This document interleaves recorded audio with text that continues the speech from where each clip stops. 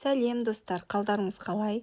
Бүгін сіздерменен өте ерекше болып шығатын тауықтың төс етінен жасалатын өте дәмді котлеттер жасайтын боламыз.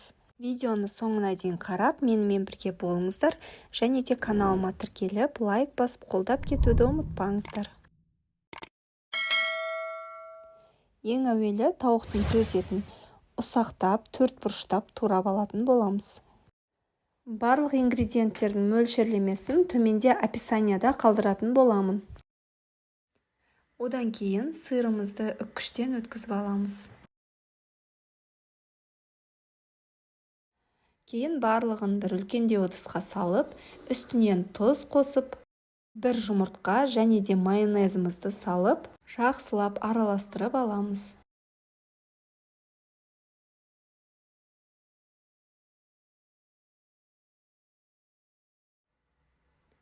Кейін паприкамызды салып, оның үстіне 3 ас қасық ұнымызды салып, жақсылап араластыратын боламыз.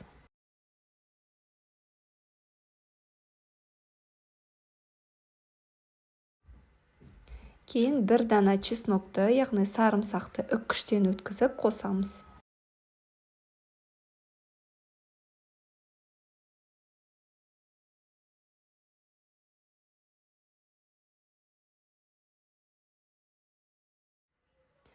Қызып тұрған табамызға майымызды құйып,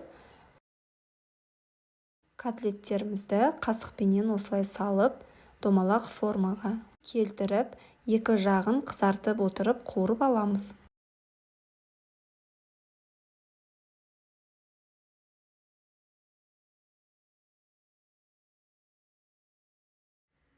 Мінекей нәтижесінде бізде осындай өте дәмді котлеттер шығады.